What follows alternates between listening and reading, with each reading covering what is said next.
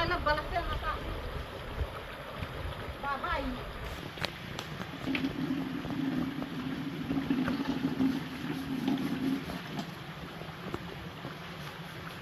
Antik, boleh. Baik. Ha? Bangun, balak yan.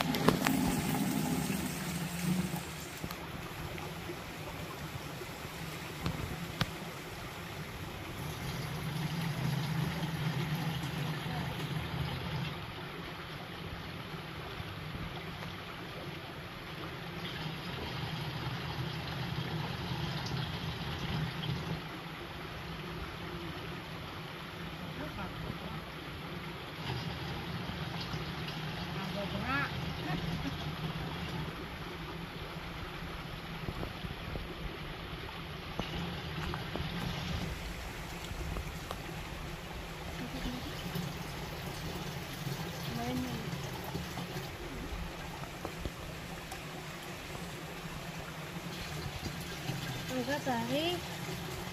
Nih. Bisa kamu usang. Oke. Ini may kukonsiler anak, benar sih. Ha? Nah, aku.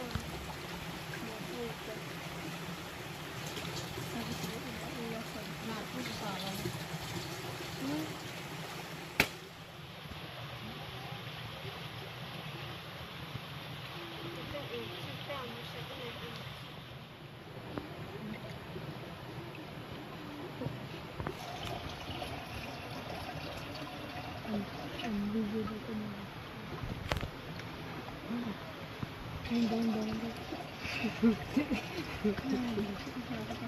Ada ako na.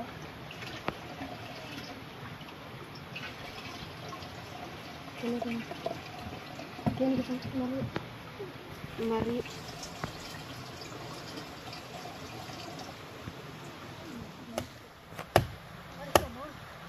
Ay, ito yung mahagul. Ating tangan yung sabo. May sabaw na tayo. Ating sabaw. Okay, naman sila dito. Kung ano, beto may sakto na eh.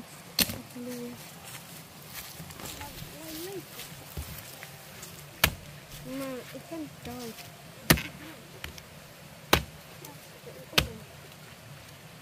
Maating kapsuan.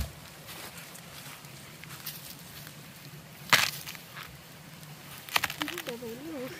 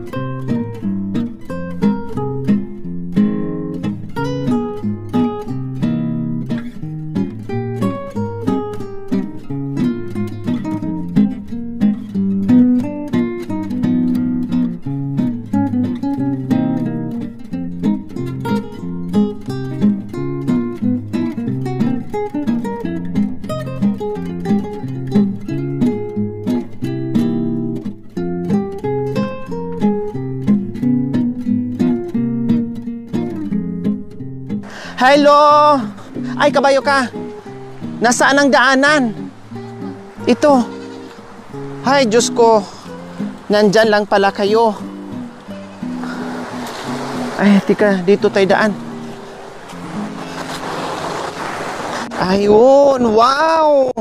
Ang ganda naman dyan. Ang lalim.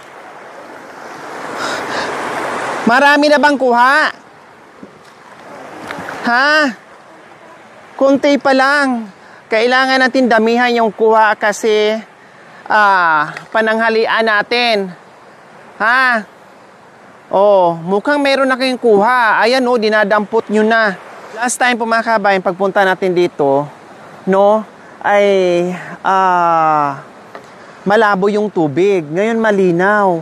Nakikita mo na kung gaano kalalim. Ayan oh. Kaya ayan sila nangunguha ng isda. Patuloy pa rin sila sa pangunguha ng isda mga kabayan. No? Pag nandito sila, sabi ko nga kanina, nadaanan ko, ang dami-dami, bata matanda talaga, nangunguha ng isda at may mga pana pa.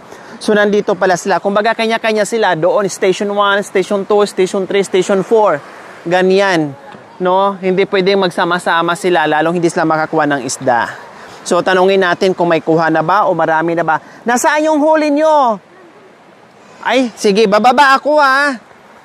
Titinan ko yung mga huli nyo.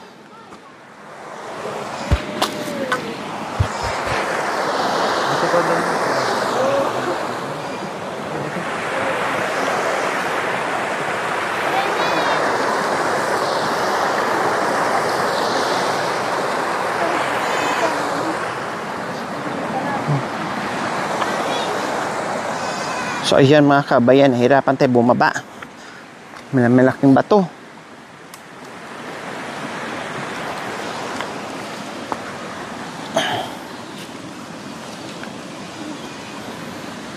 Yung pangalan kanina, tinulog. Nangatog ako sa ako pagka mamaya. Hindi ko maano ako dyan. Nasaan? Mari.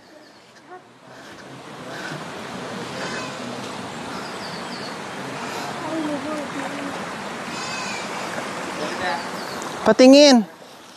Ay, mayroon na nga. Ito, ay, mga isda. Tumalon. Ito mga isda na mga kabayan. Anong tawagan nito, Mare? Ano po? Karungos. Ha? Karungos po. Karungos. No, hindi na pala ito lumalaki. Ganito na siya. Hindi na siya lumalaki pala mga kabayan. Ganyan na ay, kabayo kakampat. Hala, nahulog. Ito. Ganyan na po siya kalaki. Hindi na siya talaga lalaki mga kabayan. Kaya masarap talaga ito paksiwin. 'Di ba? So ayan ang kuha nila. No, tapos ito nga. Oh. Ayan po ang ginagawa ng mga kabayan. Ganun pa rin gamit lang ang kulambo.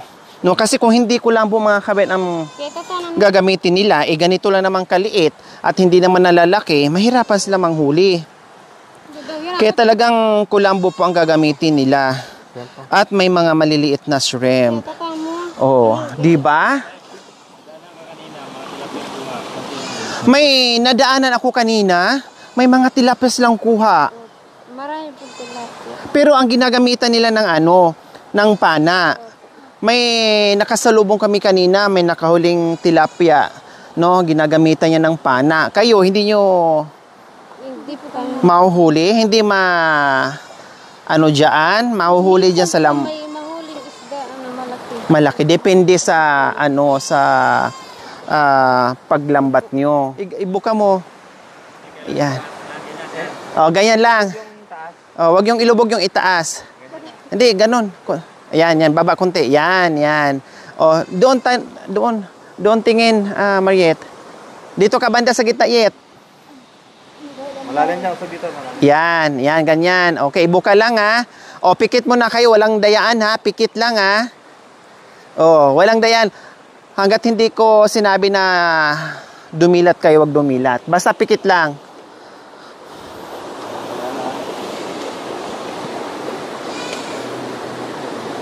Halika dito, di ko mahawakan. Mahadlo ko, anak. Walang sisilip ha. So, ayan po mga kabayan. Kasi maliliit yung huli nila. No, ngayon may dala-dala tayong hito. Ilagay natin sa net nila. Isa lang, ikaw maglagay. Madlo ko. Lahat na to. O sige. Ingat pa. Angat. Angat pa konti. Huwag dumilat. Pikit lang. O pikit lang. Praise na sana marami. Oh. Praise sila sana marami. Oh, mag-pray kayo sana marami kayong makuha. Para lalapit ang Balangan na. mag-pray lang kayo ah. Oh, halina kayo. Ano nyo na. Iahon nyo na yung lambat nyo. Huwag niyo baka na, huwag niyo baka. Oh, patingin ulit kung may mga... Wow! Ang lalaki naman ng huli nyo. Wow! Huwag nyo hawakan. Wow, ang laki naman ng huli nyo. Ang galing nyo na.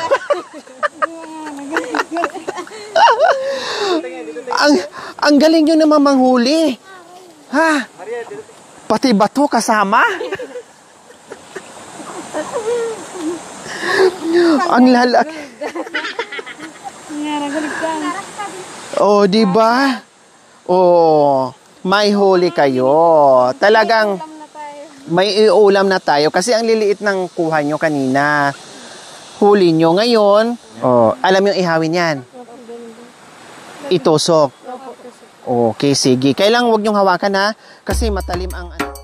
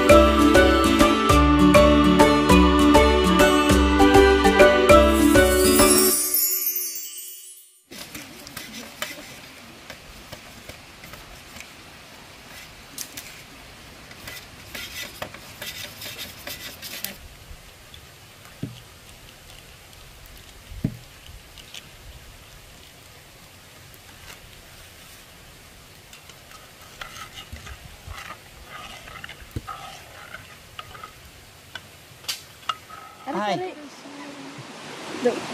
Ayan, tama na. So, ayan. Paano to dito? Di pa ganun po. Ay, magkintal. Ay, pag ganyan, makanyan. Opo. Oh. Baka po makintal ka. Makintal. Makintal? Ah, mapaso. Kasi matagal lalamig dyan sa kawayan. Opo, matagal po. Ah, sarap. Amot. Sarap. Manyaman. Oh, kuha kayo ng pandesal.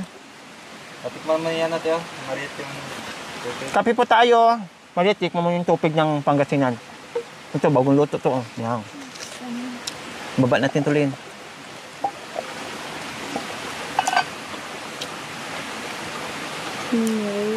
Panas siya. Yung sinagdan ka. Sarap. Kahit ako di basa, no? Pero nilalamig ako yung paa lang. Eh, kami nakbagkit tayo. Ito. Suman to, suman.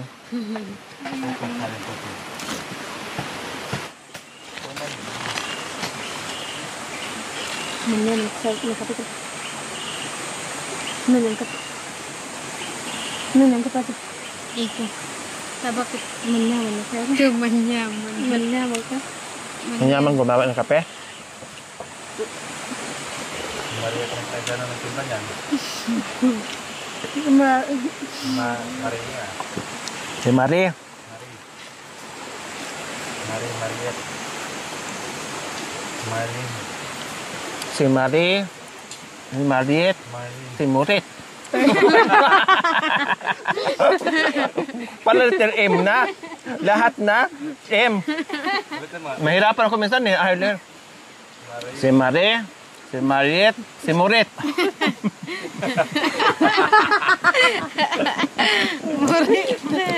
Bakit? Ano ba yung Murit? Baliw po. Ay! Yung pala. Yung tita ko kasi Morita. So, ibig sabihin, balo yung tita ko? Morita ang pangalan niya. Kaya palang tawanan sila. Iba palang kahulugan dito sa kanila yung Murit. Baliw? Opo, baliw. Oh,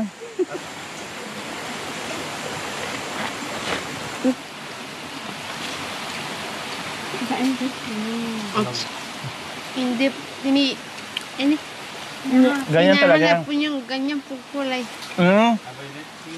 Ito na po. Napili mo na. Ayan.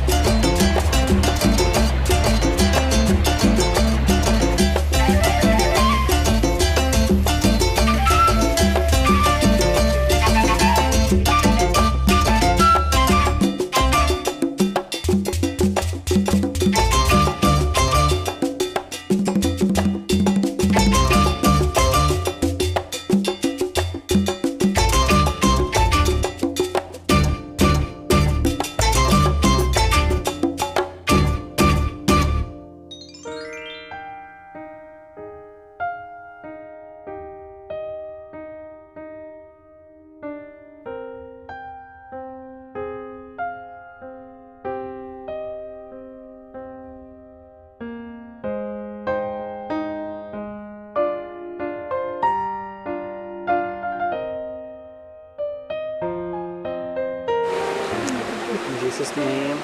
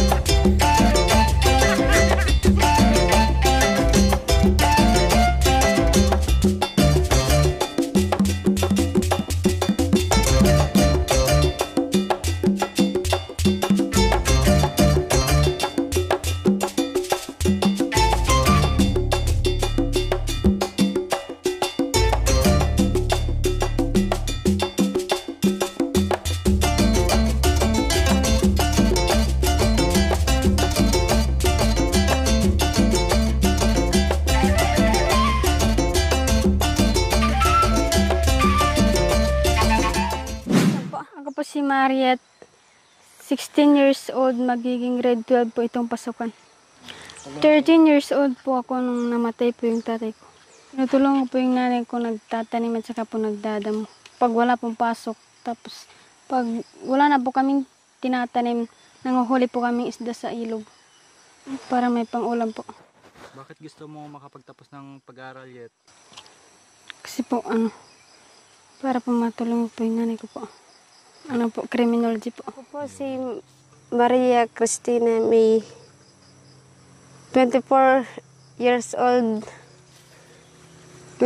na nag-aaral ng grade 11. Kapatid po ni Maria, panganay sa 7 magkakapatid po. Ngayon lang po ako nag-aaral kasi nag-stop po ako. Pinauna ko muna po yung kapatid ko. Kasi tumulong po ako sa nanay ko. Kasi wala na po siyang kasama. Tsaka sinuportahan ko muna po yung mga kapatid ko. Kasi wala na po akong tatay.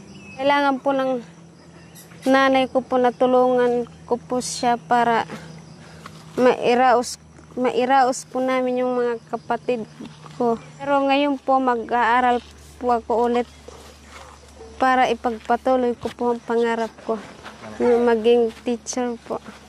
Ibig niyo sabihin, Mari, huminto talaga kayo sa pag-aaral para isakripisyo mo na yung mga kapatid mo? Opo. Tulungan si mama? Ano yung madalas ginagawa ni mama mo? Ano po, nagtatanim. Sa bukirin, sa kabundukan Opo. din. So araw-araw ka talaga tumutulong kay mama mo. Opo. Misa po nagkikipaglabada. Labada pa rin kayo.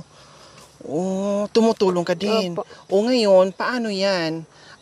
Ituloy mo na yung pag-aaral mo, itong pasukan. Opo, itutuloy ko na po yung pangarap. Para Ayun. Nag-aaral. Ay, nag-aaral ka pa rin, di ba? Nag-aaral ka pa rin, at the same time, tumutulong pa rin kay mama. Opo. Para sa mga kapatid na nag-aaral. Wow, napahanga naman ako sa'yo, Ate Marie. Ako si Arlene, nag-aaral po ng grade 7, mag-grade 8 na po. 14 years old po. Kasama ko po sila, mga pamangkin ko po, naghuhuli po ng mga staff para may ulam po kami. Tumutulong po ako sa mga magulang ko at saka pag naginagawa po sila, tinutulungan po sila. Tulad po ng pag-aano po ng kalabaw po. Pag-aaral po. Lynn, kaya mo mag-araro? Opo. Saan ka natuto? Sa tatay ko. Sino nagtuturo? Tatay ko, Ilang taon ka simula mag-araro, Lynn? 13 po. 13 years old ka lang, nag-araro ka na. Tinuturoan po para daw marunong po. So, ibig sabihin, ngayon, pag wala si Papa, kaya mo nang mag-araro na ikaw lang? Medyo po. Oh, wow. Grabe po mga kabayan, ha? Bibihira lang dito sa kabundukan po na may babaeng marunong mag-araro. So, kaya pala, nung nakita kita nung unang pagtatagpo natin, ay sumakay ka sa kalabaw, nagpalubog ng kalabaw, kung ano-ano lang ang ginagawa mo. Kaya pala kasi sinasanay ka. Panganay ka ba? Hindi po. Pang-ilang 3 po. pangatlo ka? Ilang kayo magkakapatid? 6 po. Wow, ang galing. Swerte naman ng papa mo dahil marunong ka mag-araro. Yung 2 kapatid ko po may asawa na po. Tapos, bali ikaw ngayon ang panganay sa magkakapatid na natira bukod doon sa nag-aasawa ng mga kapatid mo. Opo. Oo, kaya pala sobrang sipag po mga kabayan kasi yung nakakatanda sa kanya, yung mga asawa niya, walang ibang inaasahan, ay ito naman ngayon sumalo, kumbaga, para doon sa mga kapatid niyang nakakabata sa kanya. Wow, good luck. Pero yung pag-aaral mo, Lynn, ha, huwag kalimutan, ha. Kasi mas importante yon, ipagsabay mo, kung anong sipag mo dito sa kabundukan, ay ipagsabay mo yung pag-aaral mo. Huwag walain sa pangarap mo, ha. Opo. And then, siyempre, gaya ng pangako kung unang pagtatagpo natin, hindi maiwagdit sa isipan ko, tutuparin namin yon. No, ang pasukan is July 29, 28. No, halos last week of July. Siguro kaligatnaan ng July, no, ay mamili natin ng mga gamit nyo. Kumpletuhin natin. Diba? So, uniform, etc. etc. kung ano pang gamit nyo sa school. So, kumpletuhin natin yan para wala na kayong problemahin. Okay? So, sipagan yung pag-aaral. Gaya ng sinabi ko, ang sipag nyo dito, wala kayong reklamo sa kabundukan. Sabayan nyo rin ang sipag ng pag-aaral para sa ganun, masungkit nyo yung rurok ng tagumpay. Ayaw ko yung nandito na lang yung buhay nyo. Hindi ko naman sinasabing kalimutan nyo itong lugar nyo. Siyempre, lilingon kayo kung ano yung pinanggalingan nyo. Ang ibig kong sabihin ay ayaw ko yung buhay nyo na nandito kayo hanggang dito na lang. Kumbaga, umangat man lang yung buhay nyo na pagdating ng panahon na makapagtrabaho kayo ng maayos, para pag nagkaroon kayo ng pamilya, mabigyan nyo rin ng magandang kinabukasan yung mga anak nyo na hindi lang din dito sa kabundukan. Yun yung ibig kong sabihin. Siyempre, masarap balik-balikan na yung dati mong pinaghirapan, yung dati mong mga dinadaanan, yung dati mong lugar, makapunta ka ng syudad, makapagtrabaho ka sa malayong lugar, no? Kumbaga, ang sarap balikan na meron palang nabago sa buhay nyo. Okay? So, ayan po, mga kabayan, nandito na kami. Bago kami maghiwalay-hiwalay, ang aming landas, syempre, gaya ng sinabi ko kanina, meron akong ipabaon isa sa kanila. So, magkikita kami muli sa oras ng punta namin ng bayan dahil mamili kami ng gamit. At hindi na kami magtatagal po, mga kabayan. Syempre, dahil meron tayong mapagmahal na sponsor na si Ma'am Linda Stain. Isa sa mga pioneer sponsor po natin, mga kabayan, na mula noon hanggang ngayon ay patuloy sa kanyang pagmamahal. Syempre, nakakatuwa itong mga tatlo, no, na masipag mag-aral, masipag tumulong sa mga magulang, no, masipag sa kabundukan. Dito ako natutuwa. Masarap tulungan yung mga ganitong mga bata na may pangarap sa buhay, na kahit gaano kahirap, kahit walang kinakain, nagugutuman, pero tuloy pa rin po, mga kabayan, sa pakikibaka dito. Sumasabay, kumbaga, may pangarap, kumbaga, at hindi napapagod dahil doon sa kanilang pag-aaral, mga kabayan. Okay, sige. Ito, 1,000 sa'yo, Arlene. 1,000, Marie. 1,000 kay Mariette. So, ayan. Bumili tayo ng ulam sa kanila, yung merienda natin, no? At mga pagkain natin kanina, mga kabayan, kung ano-ano pa, no? Marami tayong binili kanina para kahit papaano, hindi lang doon laging kinakain nila ay yung mga maliliit na isda, ang sipag na manghuli ng isda. Kaya sabi ko, puro maliliit yung isda yung kinakain nila. Tuwing huli, maliliit na isda. Sa bagay, hindi na yun lumalaki, pero special at masarap na yun sa kanila. So sabi ko, punta tayo doon, balikan natin, magdala tayo ng malaki-laki naman na isda, yung masarap-sarap naman, para kahit papaano paminsan-minsan sa na makatikim, makaranas sila na makakain ng isda. Kaya ang sarap ng kain naman kanina. At natuwa pa sila kasi mayroong arusip. Nasarapan kayo sa arusip? Oh, di ba nasarapan sila sa arusip, mga kabayan? Nung una ay nagulat sila, no, tinitigan nila, hindi natiis tinikman, maalat daw. Sa sunod, magdala ako ng matamis na arusip, ha? Oh, matamis naman, para matikman nila. Okay, so, kaya maraming salamat po, Ma'am Linda Stain, sa inyong ginituang puso, na meron tayong nabigyan na biyaya. Malaking tulong to sa mga kabataan natin, na masisipag at modelo sa mga kabataan ngayon, mga kabayan, na puro lang cellphone, puro lang dot-dot ng cellphone, hindi na mautusan, hindi na makatulong sa mga magulang. Ito po, gayahin niyo po sila, mga kabayan. Sana kahit papaano sa tulad nila na nasa mura ng edad nila, mga kabayan, na natuto, no? Natuto silang ang magbanat ng buto, natuto sa buhay nila dito sa kabundukan na makatulong sa pamilya nila. Kaya maraming salamat po. And bye! Thank you po. Salamat po. Tita Linda, salamat po sa binigay niyong blessings po. Thank you po. Tita Linda, maraming salamat po. Kayo po yung blessing na dumating sa buhay namin. Maraming salamat po. Tita Linda, salamat po sa binigay niyo pong tulong sa amin. Yan. So walang anuman, basta magsipag sa pag-aaral, okay? Bye-bye po!